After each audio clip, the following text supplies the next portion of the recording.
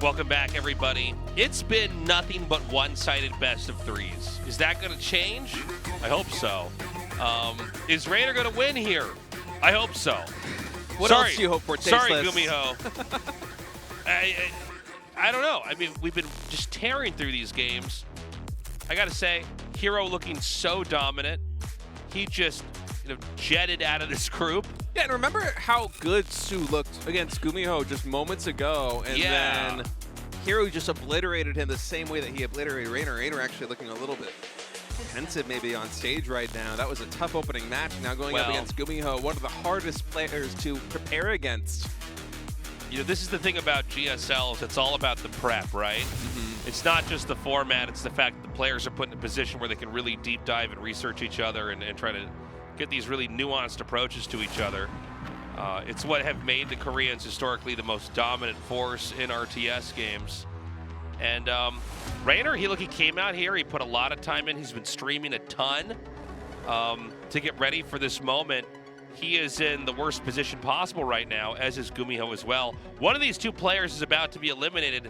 The other is going to go up against Su here in the following match. Let's see what happens. Let's get ready to rumble, rumble. Let's get ready to rumble. You looking for trouble? Let's get ready to rumble, rumble. Let's get ready to rumble. Tell them it's going down now. Let's. Reynor in the bottom right, GuMiho in the top left. Fighting to stay alive here in Group B. All about survival right now. Su waiting in the final match of this group. Both of these players having a really disappointing run so far. Yeah, by the way, Reynor's keyboard is What? He plays with one of those? He plays with one of those, Tasteless. He plays with what they use to record stuff in court? What is it, a stenographer tool? Stenographer tool? No, it's one of those, I swear, like the European players have like the craziest keyboards out of all the people that I know. I have seen those, and I always snort giggle. When I'm at like a keyboard shop, people are playing with these now? Yeah, Reynor does. It's one of the ones, if you're not familiar with this, it's like split down the middle. And I think typically those keyboards, they have the middle keys where it's split, both on the left and the right side, so there's some overlap. But it's designed so that you can just position your hands as ergonomically as possible. Oh, so there is another half of the Yeah, keyboard. there's the other half, but because... In my mind, I'm like, listen, here's how you beat those guys. You just start trash talking them, and they can't respond. They have to only use words they can type out with their left hand. Well, here the GSL studio is going to pause the game, walk over and slap you, and then get back in his seat. But yeah, it's kind of a crazy keyboard. I remember downstairs, JYP walked past Reynor when he was warming up, and then he came into the makeup room, and he's like, did you guys see the keyboard that he's playing on? What the hell is that? That's funny because I guess when I've done events not in Korea, I never see the players' keyboards. Yeah. They're always on a stage. There's like a separation between where the broadcast happens, like the event we had last year in Riyadh for Gamers 8, and then where we're actually the players are playing. Excuse me. But yeah, I guess for all the keyboard shots we've had in the history of the GSL, we've not had a keyboard like that. Yeah, it's a pretty unique setup, even among the unique setups. Nice micro here by Reynor. This Reaper trying to run around, gets to the high ground. Some more damage done. No drones falling just yet. That one might go down. Spore Crawler barely able to get in. The Queen, can it get? Oh, not enough. 7 HP. Going to continue to maneuver around here. Double command center, by the way. Same build. For GuMiho. It's funny. GuMiho is known for his range, right? And the fact that he can play these ordinary builds, these textbook builds, but then occasionally mix it up into not just crazy build orders, but crazy unit compositions with him. And this is the third game in a row where he's going for triple command center. It's almost like muscle play. Like you're just trying to, be able to push more and have a better economy. There's not like a specific timing you're necessarily trying to have. You're trying to win with like mechanical ability. He has got to go for the, it looks like the Hellion variation. We'll see how many more Hellions he makes. Yeah, this is There the are kind of builds where you just make 2 in Rome and then you tech out of it. Sorry, go ahead. No, I was just going to agree with you that this is the kind of build that you power up for a long time and then it spikes in terms of power at a much later stage, but the power spike is more significant than it typically otherwise would be.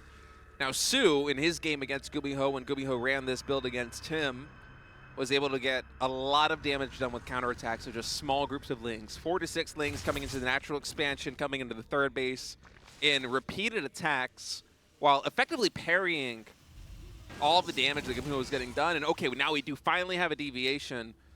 I think we're going to be seeing Mech Tasteless Armory already going down here for GuMiho. Okay, so this is actually not going to be that standard build. The Overlord's going to come in here and scout, by the way. Let's see how far he gets in. I think he should be able to see everything. Although I guess actually it's going to be just what he doesn't see what he needs to see here, because the armory's still in the back. I like this startup, by the way, with Interference Matrix right there. Cancels it, feigns Cloak. Although I suppose Reynor doesn't exactly know that it is a starport attached. He should have that's a good point. idea. I think that would be the logical conclusion, right? I mean, Raynor's smart enough he could just for this kind of thing. I learned that while casting him, that he just sees the game at a higher level. He's got map hacks in his brain. It really is how it feels. 6 Hellions now on the field for GuMiho. I'm wondering if he actually is producing 2 more, and in fact, yes, he is. 2 more factories in production as well. This vehicle weapons level 1 getting started. Reynor, in the meantime, going for Baneling's Nest of his own. Lair getting started up. 4th hatchery soon to drop. Yep, finally gets planted down there at the 6 o'clock position. And so far, pretty good early game here for Reynor. He's getting his creep spread despite all of these early Hellions, assisted by the Reaper from that early game. Roaming across the map. His droning has been on point, hasn't really suffered any losses. He's been able to keep his Overlords alive against this Viking. And it's going to be double Thor? What? Whoa. Well, what the hell I'm is glad this, that at least GuMiho? what we've said about GuMiho from before is going to be true this time. Double Thor with 2 medevacs. So I guess maybe it's like he wants to kind of just plop the Thors in with the middle of the fight and kind of snowball the damage. Yeah, do you remember in Wings of Liberty when we used to play on maps like, what was it, Lost Temple? Where they had the high ground above the natural expansion and people just Thor drop on top of that It was a bad map at StarCraft 1 and it was a bad map at StarCraft 2. I just see the medevacs coming out with double Thors. Like, is he just going to drop 2 Thors in one of these bases and just start wreaking havoc and then go for a runabout with a Hellion somewhere else? I mean, there was a couple different ways you can maneuver this. Okay, I guess that's what we're going to do. This is fun, man. I love you, GuMiho. Never change. It's crazy how many different things this guy could do with Terran. We have 12 Hellions on the field right now. Hellbats, I should say. Yeah, and so there's going to be there's going to be so much power in this, so much damage being output. It's going to be so hard to wipe the board with this. What is this? All right, Baling slowly trickling in, getting some good damage done against these Hellbats on the front line. Most of them getting cleaned up. Now keep in mind, with these Thors, they are doing a lot of damage. The Transfuses eventually will wipe out. The Hellbats begin to thin out, but the real damage is coming here from the Thors. 1.5 health. A nice counterattack here with the Lings.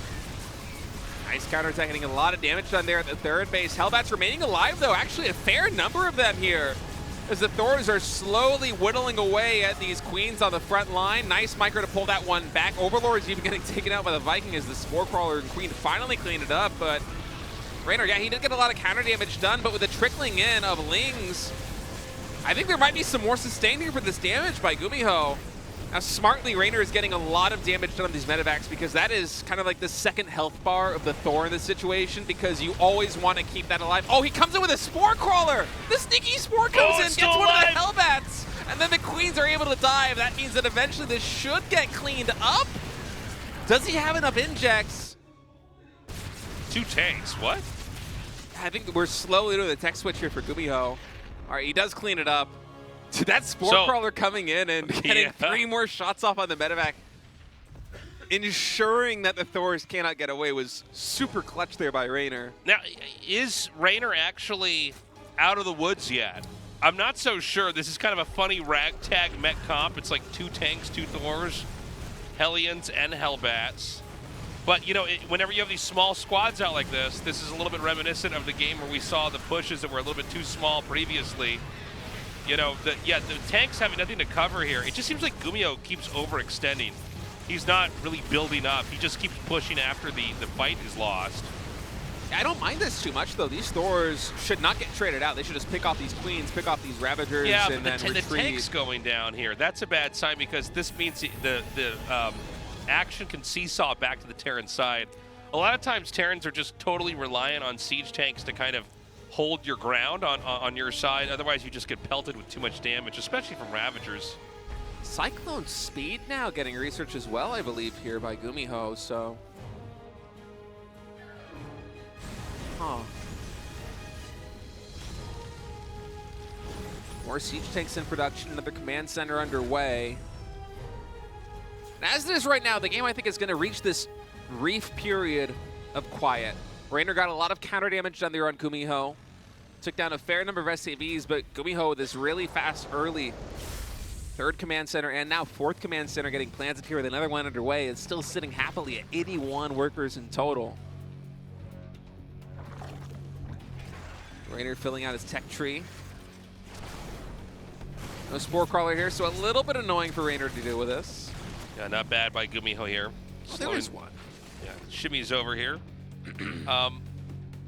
So that fourth base at 12 o'clock, that may be the soft spot where Reynor wants to try to counterattack into. Reynor's on 5 bases looking pretty healthy. We're going to get into a late game here of mech here from GuMiho. Yeah, very Hellbat-focused late game right now for GuMiho as well. Right. And he's making even more Hellions, so... And those Hellions are going to have to be used up in a little bit here. Ooh. The Hellions, I mean, they're fine for now, but, you know, they're kind of in the same league as Roaches or Adepts where they don't have that much utility when you get deep into a game. Yeah, and actually, I like the way that Reynor is navigating his unit composition here. He's actually going for an Ultralisk Cavern, in addition to a lot more Ling Baneling. Now, this is the kind of army that, paired with Blinding Cloud on a Hellbat-based force, could get a lot of damage done, or even the just abducts coming in on these siege tanks, which are really the pure firepower here for this army. So he's got a pretty big spread. GuMiho does positionally. But, you know, honestly, Reynor just has to break into one position here. He looks over here. He probably wants to avoid wherever he sees the thick of Hellbats and Thors, right? That's probably going to be the most secure spot. He's going to set up to get some Blinding Clouds ready. So it's basically a big ring of tanks around the exterior. Yep. Battlecruiser to transition potentially in the cards here for GuMiho. 2 more starports and a fusion core get thrown down. And actually, it's going to be the Abduct here on this siege tank. Nice, easy pickoff. Oh, even getting a Thor right there, but it does get lifted back up.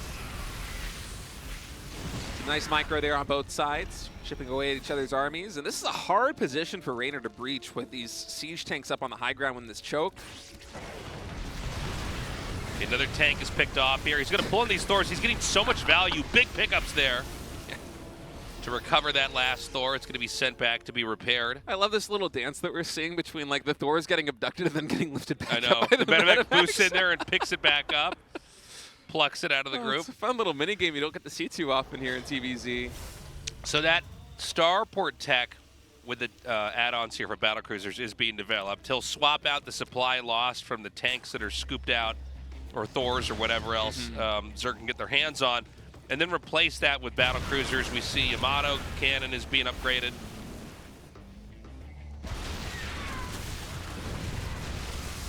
Thor does get taken out. Yeah, or in the wrong neighborhood there. For some reason out on the Zerg side of the map is killed off immediately. And, you know, this is one good way to use the Hellbats here. Again, they're not going to have that much value later on. Doesn't get that many kills either, though. Basically pays for itself, getting the 2 drone kills. And more command centers are being thrown down. Some of these are going to be used for planetaries, others for orbitals that can be sent over to these other expansions. It is becoming, in the more classical Legacy of the Void sense, a TVZ, where we see both sides reaching into the corners of the map. Yeah, this is the end game that we're kind of hoping for at this point a little bit with how fast all the previous series had went. GuMiho was just fantastic spread of siege tanks arcing across his entire half of the map, throwing down additional command centers, not just for the macro bonus, but also against a composition like the one Reynor is running. Could be very effective at just clogging up choke points and causing issues for the pathing. 3 more factories in production here for GuMiho as he reaches max supply. And given that he's a meching Terran going into battle cruisers, he's going to really want to secure some additional bases here quickly to get his hands on even more Vespian gas as Reynor once again breaches his position, takes down a couple more units for those of Ducks. And I'm not sure if Reynor has fully caught wind of the battle cruiser transition coming in the pipeline just yet. He hasn't seen him, has he?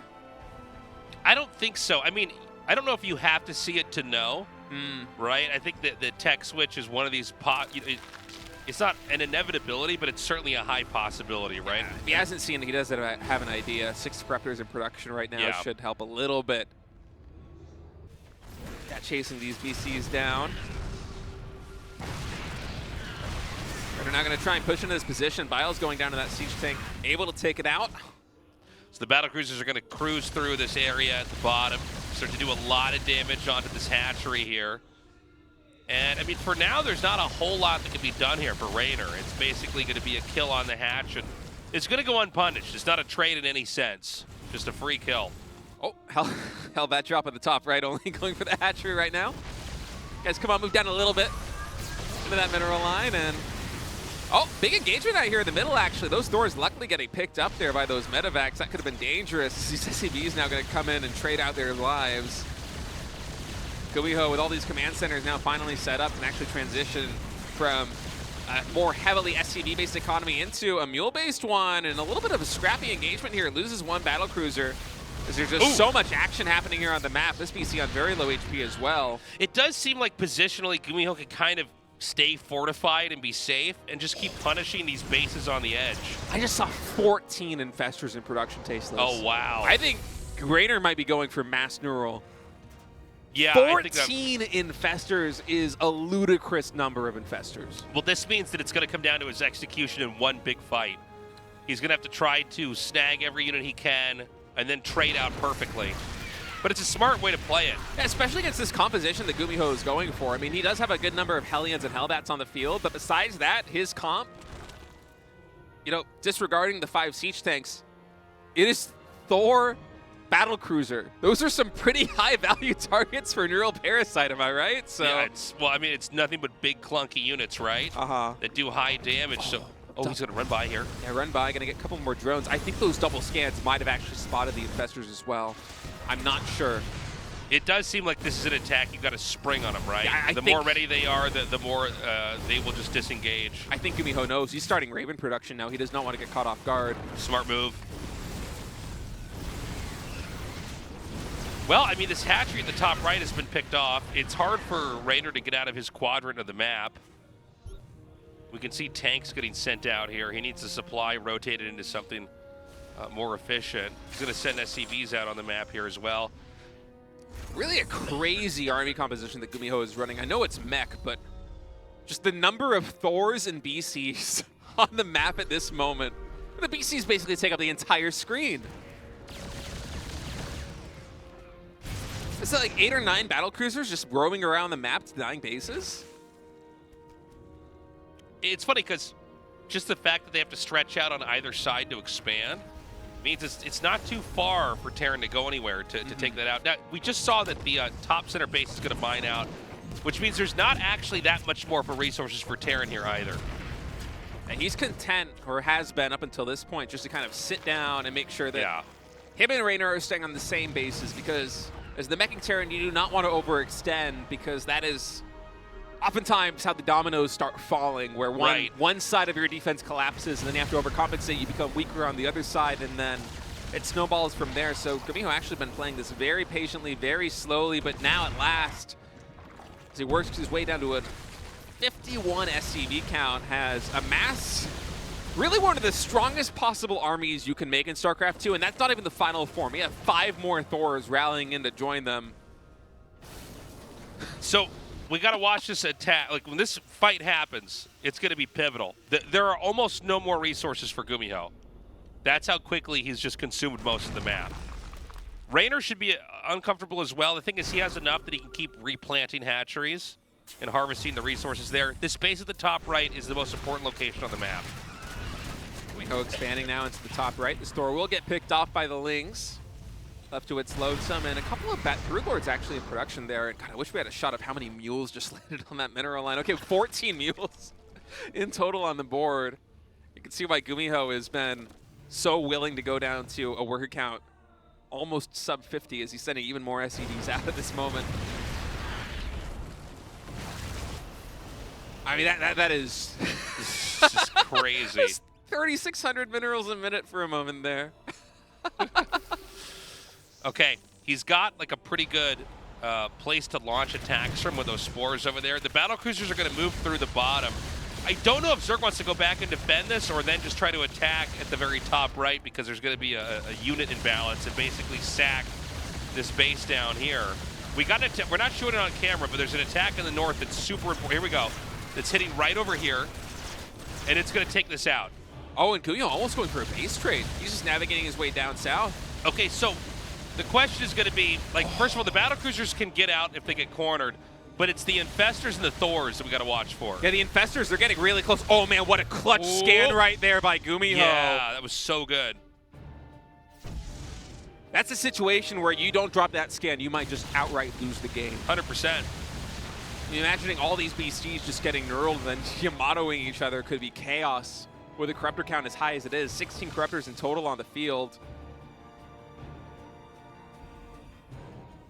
Okay, so the 12 o'clock basically gone. 9 o'clock basically gone as far as resources go. 27 SCVs for GuMiho. Yeah. He has the bare minimum, which means his army size is insane. It's at 169. 169 army supply of basically Thor battle cruisers. Look at this. One burrowed Zergling blocking the bottom left base.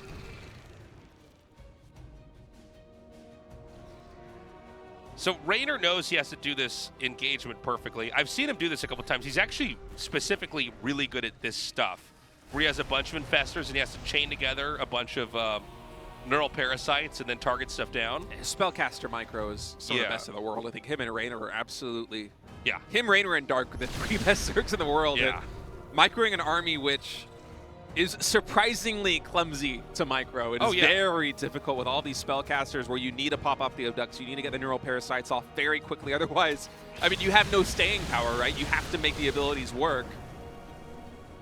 And GuMiho's been showing a lot of respect up until this point as a result of that, just proactively scanning all across the map. Oh, Yo, be careful with those broods! Where are the infestors? Okay, they're down there. He's going to come in. He scans. He sees it. That might not matter, though. The tanks are in siege mode. There's nothing to actually... Oh, my... Oh, the BCs are coming in on top of everything. Armor shredding missile gets dropped down. Bungles are coming down. Neural parasites are popping, but it might not be enough. The battle cruisers are focusing down the infestors here on the front line. He's got at least half. Both players' supplies plummeting right now. Blinding Cloud on the Thors and the siege tanks, but it's not enough. The BCs were enough, teleporting on top. And now Reynor is remaxing on 11 Ultralisks. He's trying to abduct these battle cruisers to thin the amount out. A relatively even trade. Both players scrambling to remax. GuMiho opting to go into Cyclones because he knows they will get across the map very quickly here. I mean, this is crazy. I don't know that Reynor can recover from here. He basically, look, he's spent all of his minerals. He has to win the next couple of fights. He does thin out the Thors. I think he can get another one if he runs up here in time and snags us. He's going to take the tank out here. The BCs are not high enough in numbers to survive the Corruptors. Yeah, and TP's off cooldown, so the Corruptors fly over, are able to pick off a good number of them. Oh, Cyclones, of course. Oh, but Mass Ultras. Ultras coming in right now. To what's on screen, everybody. Ultras coming in right now. They're getting a surround on all the Thors. The Thors will get taken out. The BCs, they don't have a lot of support behind them. And now the Ultras, they're working their way into the Cyclones. But can the Cyclones just kite this? I think they can. Yeah, they can just play keep away. I think Reynor dies here. Oh my god. Look at this remax from GuMiho. It's massive. Reynor is now down at 80 supply. He's making 6 more infestors, but there's barely anything left. Yeah, he can't. He might have to tap out. I guess he's still mining from the bottom. Oh, no, never mind. GG. GG. What an insane final game. That was absurd. That last engagement was so hard to tell exactly who was going to come out on top. GuMiho, That was crazy. with one of the most ballsy plays, scanning, seeing all the infestors, and deciding he's going to teleport every single battle cruiser on top of them, Tasteless. It's so interesting because I don't know if that's the right move or not. Like, I don't know if that gives Reynor an opportunity to chain the neural parasites the way he wants, or if maybe the damage output with a scan is going to kill off enough of the infestors and it kind of interrupts the chaining of those abilities together that makes you win the fight. Yeah, it's hard to say. It could be the kind of thing where it's just like, you can do this if you play perfectly, but it is so hard to play this perfectly. Can you do it? Let's find out.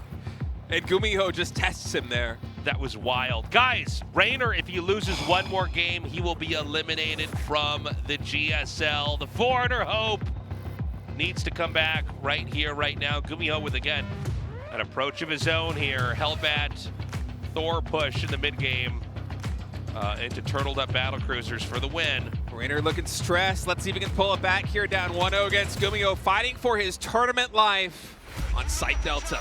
Let's get ready to rumble, rumble. Let's get ready to rumble. You looking for trouble? Let's get ready to rumble, rumble. Let's get ready to rumble.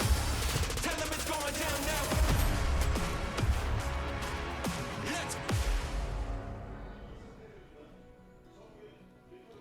Okay, in the top left, Reynor, who needs to turn this around. GuMiho in the bottom right. I gotta say, it's, all the hype of Reynor being in this tournament, and look, he's not dead yet. We're going to find out in this game if he could start that comeback, but I got to say, it is a reminder of how good the Koreans are at this kind of tournament format. Yeah, GSL is different from basically every tournament in the entire world with how much preparation can potentially go into every single match, and guys like GuMiho have been doing this from the very beginning. Guys like here have been doing this for nearly a decade, where you just line up your opponents and you try to dissect their play. You do your research, you find their weaknesses. These are the kind of guys that will also play against you on the ladder and basically just keep mental notes about, all right, this is how I kill you in GSL. Here you are have your this Achilles flaws. heel. Yeah, or the ticks you have in your play. And it's very different from a weekend tournament format where you can't really dedicate that kind of attention to your opponents unless you know them so well. And even if you do, then you're still kind of playing it by ear because you have to run basically a gauntlet on any individual day. But here in the GSL, as opposed to a weekend tournament, it's not like, say an ESL event which takes 3 days and you have to focus on preparing yourself and your play style. Right. GSL is about identifying your opponent and just dismantling them in the best way you can figure it out. Very well said, yeah. It's one of the reasons why, this is the tournament that got me interested in StarCraft 2 in the first place. In 2010, I remember being a little kid, fresh out of high school, watching you and Dan cast GSL and being so captivated by the storylines, by the preparation, by just the prestige. It's good TV. It's a good drama, to be honest. Like, I remember just watching StarCraft 1, and watching these players prep, and you get to follow every part of the tournament. But, it definitely is a system where you're rewarded for research and preparation in a way that it can't compare to other tournaments. And I feel like that's one of the issues that foreign players have when they come and compete in GSL, because it's not that they're incapable of doing this, it's just that you're this specific tournament format where you have to prepare not yourself so much, but for your opponent more than anything. I guess it's both, right? It's like your condition has to be good, but it's not like, well, am I good enough that I can basically hang with anybody? It's like, actually, you have just 3 opponents possible. Yeah. And you might play one of them twice. So deal with that, and and by the way, there's going to be weeks of prep in there. And it's hard if you don't have the years of experience that these guys do in that kind of format where you just know exactly how to prepare and what works for you individually, right? But hey, man, Reynor's still got a shot here now. I would love to see him fight this one back. It is funny that GuMiho played so vanilla in the first TVZs we had here with him versus Sue, and got wrecked, to be totally honest, and then brought out that crazy GuMiho mech style here versus Reynor, and looked so good. In this game, it is Banshee with Cloak, and there's no third command center unless I'm missing something. No third CC. So certainly a different approach. The first time that GuMiho has really deviated from the fast third CC into 1-1-1 setup that he's gone for. But once again, he will be going for the really quick armory. Might be seeing mech again here from GuMiho.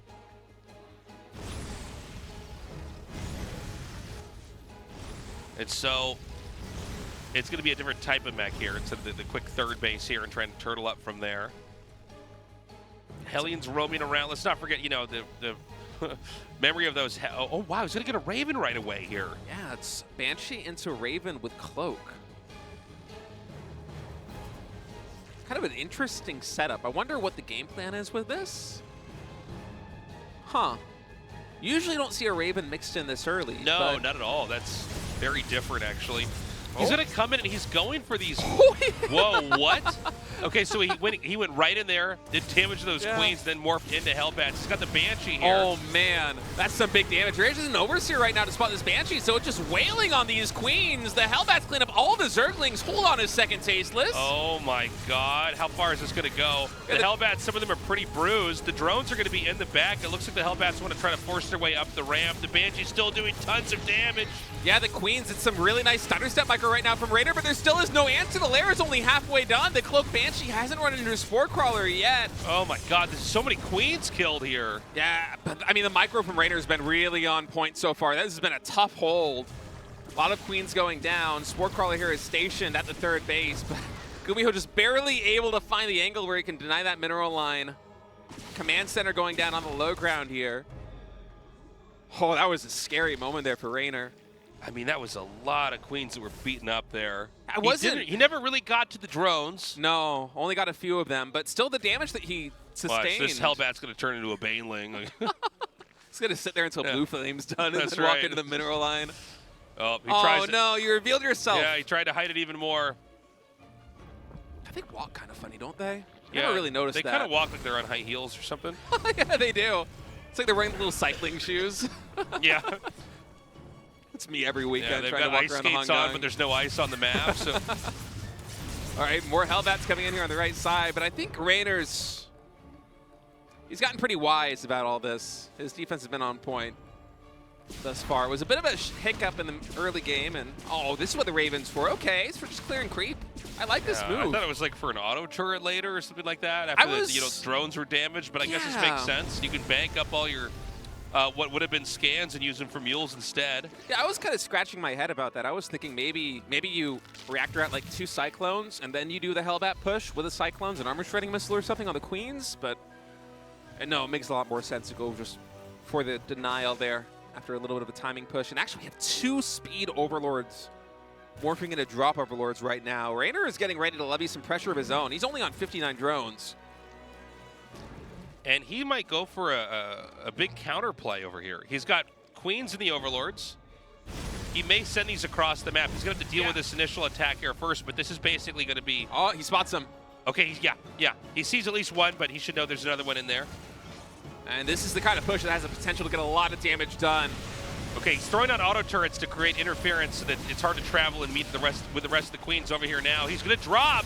Oh, he's dropping the queens regardless. The Cyclones gets to transfuse the Overlords to keep him alive right now. Banshee's focusing down Ravagers in the middle of the map. The Hellions are getting some good damage done here on the Lings, or they were until they got surrounded. Ooh. And Reynor is stabilized in the middle right here with these queens. They did lose a lot of energy, but the third base has to get evacuated now. And the reinforcements streaming across the map. Can he get this actually into the natural? The depots are grounded right now. He's got a lot of Lings, so many queens here. The Banshees are a headache. He doesn't have an Overseer here to spot. He does all the way on the left side. He's just being very timid with it because it's so low on HP right now in this moment. An Aspire tech coming in here. Aspire coming in. 7 Cyclones being produced at a time right now here for GuMiho. Oh, and he's going to drop the main here. He's got Lings ready to go in there and kill the SCVs in the worker line. Oh, this is a dangerous position here for Reynor, though. The Banshees are going across the map. Speed Banshees. What? Yeah, this is a crazy game, dude. Banshees coming now into the third base. Should be able to pick off both these queens that escape out.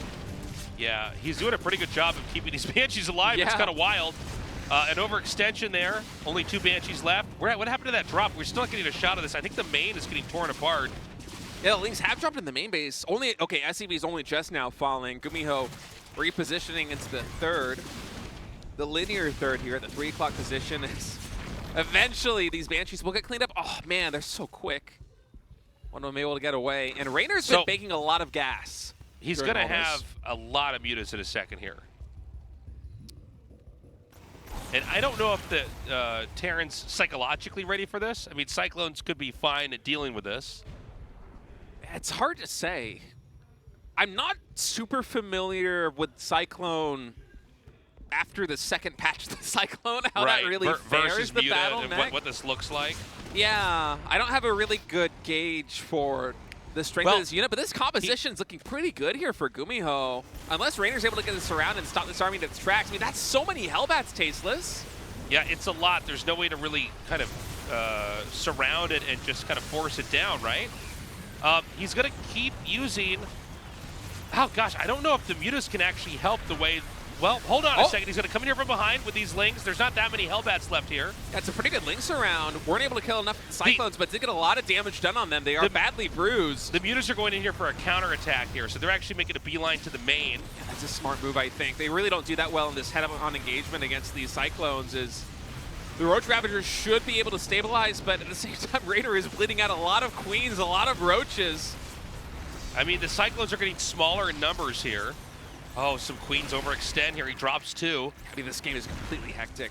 GuMiho right now down to 40 SCVs as the mutas clean up a good number of workers in the main base of Terran.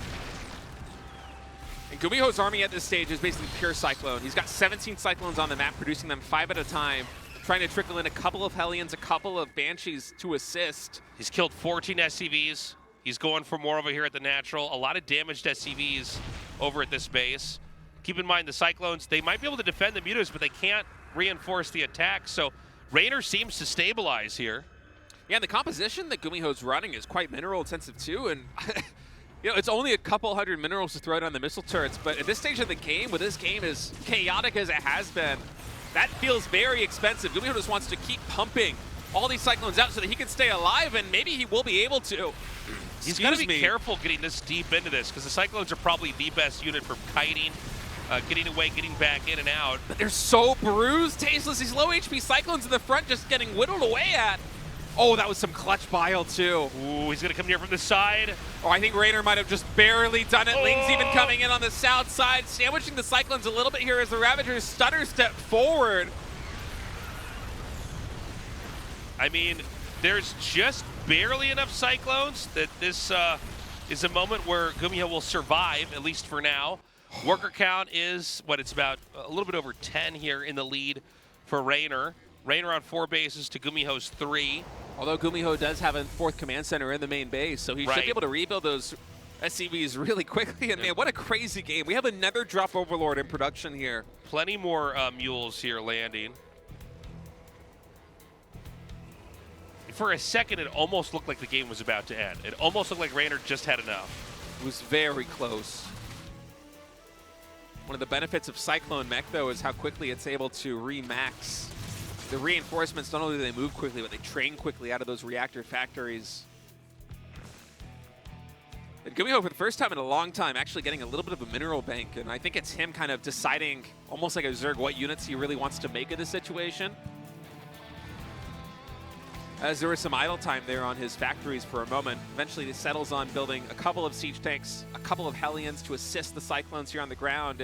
I think for GuMiho from this stage, I mean, you're already at +2 ground weapons for your siege tanks, for your mech. I think you kind of want to quiet the game down and stabilize, whereas Reynor really wants to get aggressive. Okay, he's got some muscle here. He's going to at least deny that 4th base. Not going to overextend his Reynor here. He backs up. That Banshee's back, man. Without Queens here, I mean, it can take out so many Ravagers before he can get back to safety. Yeah, at least 2 of them are going to fall. Tunneling Claws now in production, as well as a Hive here for Reynor. Immediately, GuMiho lands that 4th command center there. He's got SCVs being transferred. No, sorry, those are Hellbats, but there will be SCVs transferred there in a little bit. And who knows? I mean, maybe this game just slows down It might. I feel like we're reaching a stage where it's hard for either player to really kill the other guy. We were kind of teetering on a knife's edge for a couple of minutes there with so much damage getting dished out on both sides of the map, but now with GuMiho getting closer and closer to +3 siege tanks anchoring these positions, it's going to be hard to breach for Reynor until he really gets those high-tech units out, such as the Vipers. So with the Queens advancing up, he's got to be a little bit more careful with the Banshees. Siege tanks being spread out like this means maybe he can hold any position. There's going to be a small counterattack with these 2 Banshees. Over here, what looks like it's going to be at the 9 o'clock base. Only a Spore Crawler, so these Banshees should be able to get the drones on the side. Actually going for the Spine Crawler there is. Yeah, a little bit of poorly handled there by GuMiho. Nice pinning here. Yeah, that's a good catch. It's a lot of Cyclones going down. I mean, normally as a meching Terran in this kind of situation, I don't think you would mind losing Cyclones too much, but the fact that GuMiho isn't really close to max means that he wants to retain any supply he can until he can remax on something more effective. So that hurts. Well, we got another big attack coming here. A lot of SCVs are going to be taken out, but at the same time, there's just barely enough. And the thing is that GuMiho is a little bit slow reinforcing, so in total, 16 SCVs are going to fall. It felt like Reynor was ready to like hit a bunch of spots and kind of throw the Terran off, but it's like the spread was very neat. There was nothing that could really be done. He's going to remax out again. GuMiho's actually now going to match Reynor on base. He's taking the bottom base. But he's only on 56 SCVs, Tasteless. He's sustained so much economic damage just over and over again. You're going to have to lift up here once more right before that Planetary gets to morph. And Reynor right now is going for a Greater Spire, so it almost seems like his game plan, because he's been able to do so much economic damage to GuMiho, is potentially just a Broodlord switch here, because for a poor meching Terran, Broodlords can be really hard to deal with. I mean, you think about the anti-air that you need. So One funny. lone Mutalisk. Look at how much damage it's getting done too. 7 SCVs in total going down. Nice surround over here. It's funny, you could really see how easily Terran can defend. If they just have enough Cyclones, they can kind of slide around to wherever. The issue is really just the timing, though. I mean, they are quick, but Reynor keeps finding these opportunities where he can come in with Roaches and Ravagers and Lings, or even one Mutalisk into a bruised mineral line and just get damage done before GuMiho can get back there to defend, because Reynor is attacking somewhere else with something else. Right. He's just creating so many problems. And as a result of it, GuMiho, he's still at the 17-minute mark, not maxed yet, only on 63 workers. There's potential here for Reynor with the bank that he has and the free supply that he has, that he makes a couple of broods and there just isn't really an anti-air answer. Yeah. For GuMiho. He has the ability to do like a supply reset as well. So those 9 Corruptors have started. And, I mean, from here we got to see, can he kind of loosen up one of these spots? It's hard with the number of Cyclones that are out. It's going to be hard for Terran to ever really attack across the map for the time being. I think if Zerg tries to attack in, or sorry, Terran tries to attack in any of these moments, it's not going to be that effective. Especially with the creep threat being as strong as it is. Because like, he could probably take more and more and more of the map here. As soon as GuMiho with Battle Mech walks onto creep, he's in big trouble, because the whole thing with Battle Mech is you need to be able to kite with it, right? Right. Unless you're doing some really cheeky early all-in. It's not much of a fighting composition. It's more of a kiting composition where you slowly do damage to the opponent's army and they can't do as much damage back to you. But with the creep threat being what it is, the risk of getting surrounded here for GuMiho is very high. Okay, so the Broodlords are out. Yeah. This is kind of the moment we've been waiting for. And he wants to try to push into one of these positions here. His scan comes down. He sees what's coming. He's making 2 Thors. Thor production has started. So right now is Reynor's window before the anti-air really arrives here for the meching Terran.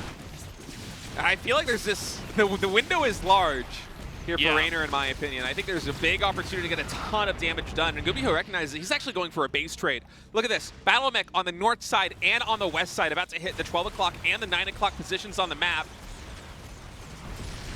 So Reynor's going to have to scramble back with pretty much all of his ground forces. The Broodlord's going to siege down the 3 o'clock position. No, the Broods are actually coming back. They're coming back in this moment. Can't be it. The 12 o'clock hatchery goes down. The 9 o'clock hatchery is also going to fall. GuMiho just somehow with his battle mech is forcing Reynor to go all the way back home. This is going to buy GuMiho the time back at home. Well, I feel like this is all GuMiho needs to win here. You know, the Cyclones can kind of behave like Zerglings. You know, they can like run around and just keep counterattacking, and the Broodlords will never catch up to them. I was so confident that Reynor was going to like push into the top right base and then collapse towards maybe the main. I was thinking the same thing. Well, I mean, he could still win this game, but it's gotten very, very weird. Reynor's in a much more flimsy spot economically now. Reynor is down to 47 drones. He just lost 2 hatcheries. These Cyclones are even going to come into the natural expansion here and potentially snipe some key economic structures. Can he trap him Oh here? my god, he armor shredded the Overlords to perma supply block Reynor. Look at all these Overlords going down right now, all the way down to 170 supply. Reynor cannot get past 200, although he doesn't even have the money to do it. These Cyclones are getting so much value in the main base of Reynor. At the same time, GuMiho now attacking the only full mineral base here on this side of the map. I don't think that Reynor can recover from this. This seems like it might just be game-ending damage. These Cyclones, Broodlords are never going to get across the map into anywhere that matters. Even the Greater Spire is at risk right here, although I don't think there is enough time for the Cyclones to actually focus that down. Reynor is at 144 out of 126. He has to make so many more Overlords that he just doesn't have the mineral income. Yeah, and it's not like he's got, you know, a vast amount of the map where that income's going to come in where he can do it easily. Very rarely in a StarCraft 2 late game situation do we see a mass Overlord kill kind of close the game out. Yeah, that's one of the most rare occurrences, Yeah. I feel like, in a late game StarCraft 2 match. Eventually these Overlords, or the Broodlords, excuse me, are going to clean up those Cyclones, but 124 out of 120 supply here for Reynor. As GuMiho...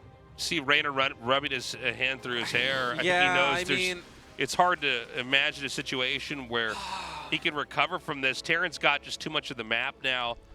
And the Broodlords, they take so long to travel down to these positions. I mean, that Hail Mary play from GuMiho to go to the 12 o'clock and the 9 o'clock position with no hesitation. The moment he sees the Broods, he just booked it on both sides of the map, and he eviscerates the economy of his opponent. I was right there with you. I was thinking Raiders could be able to push across the map, corral the battle mech, and deliver a game-ending blow, but instead just the mobility here, especially on a map like Side Delta, with so many different avenues that the army can maneuver across. I mean, Reynor just keeps taking his hands off the keyboard. This is such a... Well, I think part of this is just processing what's happened. You know, he's stuck back here. He's got the Broodlords. But Terran has too much at the bottom. Look at the very, very bottom left corner. I mean, the Broods at this stage... You know, this is one thing about Broodlords is like when you make them, there is you're kind of stuck with them, right? And if they get put in a position where they're not getting any value, that's kind of all that it takes. We'll see these Fungals come in. They're very good Fungals right there on the Cyclones. Even chaining the Fungals right now as Reynor is trying to get every value he possibly can out of this small army he's got. I mean, it's basically pure Broodlord Infester Viper, or Viper, excuse me, Infester. Ravager's now coming in to reinforce. But GuMiho's economy is just overpowering in this moment. Look at the bank. Reynor's just cornered here. You know, and all GuMiho has to do is keep growing, which is exactly what he's doing. He's taken now the entire top right side of the map. We're watching the minerals go up for Reynor. To try and afford a new hatchery. Yeah, just so slowly. Not the SCVs, not like this. Not like this, man. What a bummer. Another season where a foreigner does not go deep in a GSL. It breaks your heart too. Reynor played a great game. Yeah. Just that move out from GuMiho was so clutch. That was the perfect read on the situation. It's funny because it was like the Cyclones were so good at defending that I could see that he thought, okay, Broodlords, we're going to have to break this open. We're going to have to force a fight. And that was immediately when GuMiho just went in like 2 different directions and started counterattacking. It was like literally the moment he saw the Broodlords as he started setting up for the base trade of all base trades right there. And you could see it illustrated right here. Like, you could just avoid engaging directly with him. Now, he's going to go for one big Hail Mary play here. Yeah, this is the win condition here This for is Reynor. 126 army supply. He's pulling all the 2 queens, 9 infestors. And besides that, it's mostly just the Now, broods. there is a small chance this works, but it's hard to imagine it working. GuMiho back at home with additional starports and a fusion core means that eventually a battlecruiser transition is going to come in, and GuMiho again recognizing the situation. He's just going for the base counter. trade. Yeah, well, this is the thing. What do you do here is Reynor. There isn't really an answer. He has to move back home. Yeah, he takes his hand off the keyboard again, rubs his head. Because GuMiho's just not going to let him take that fight. He just goes, no, you know what? The lose conditions are you lose your buildings. This is one of the most GuMiho wins of all GuMiho wins. Yeah, it's super smart. So there is a push into the bottom right. The Broodlords are going to pick off these buildings. But there's just too much map. Too much of the map here for GuMiho. I feel like even in the best case scenario Where's here the for last Reynor, building? It's going to be this extractor over here. He's going to try to do some neural parasites. I mean, this is great. Bile there on the Thor as well. He's doing the best he possibly can. The battlecruisers are just once the waiting battlecruisers in the around, I wings. think that's it. He doesn't have corruptors, right? He had a small number. I don't know how many of them are still alive, but this is. Oh boy. He has an extractor. Yeah.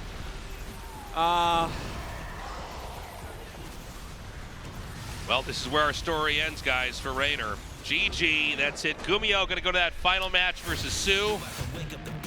And my Man. heart breaks for Reynor. I mean, he came all the way out to Korea. He's been training, adjusting, grinding the ladder. I think he even hit, what, top 3 on the Korean ladder, but to come in like Top this. 2, yeah. It's just such Man. a brutal matchup against a player who is one of the best in the world at doing exactly that. Just having a quirky play style with mech where GuMiho really just busted out every ace up his sleeve. All the tricks that he had in store, he brought to the table here against Reynor. I got to say, man, I learned a lot watching GuMiho play back there. Like the fact that he knew to just turtle, and force the Broodlords, and then the moment the Broodlords come in, he just whips across the map. We're going to be going to... No, we don't go to interview yet. What am I saying? Guys, we're going to go to the final best of 3. Don't go away. Sue versus GuMiho to close out the evening. We'll be right back.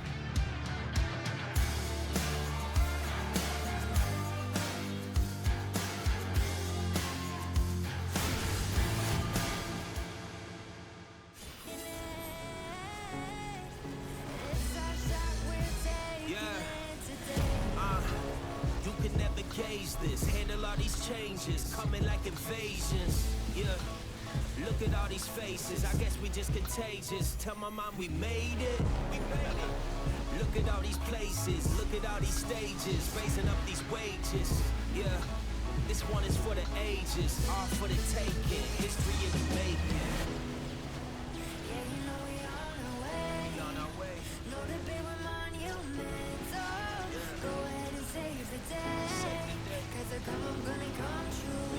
History, it's no mystery. We're the ones making it. It's our shot, we're taking it today. I'm losing all my patience. Don't you try and play this. Give up all these praises. Come on. To the rock of ages, that is what my faith in. Rest up like a day's in. Yeah, you must have been mistaken. We ready for the break-in, leave them all shaking. Yeah, and this is more than amazing. I'ma just embrace it. History in the making. Yeah, you know we on our way. We on our way. Know that they were monumental. Go ahead and save the day. Cause the come gonna come true.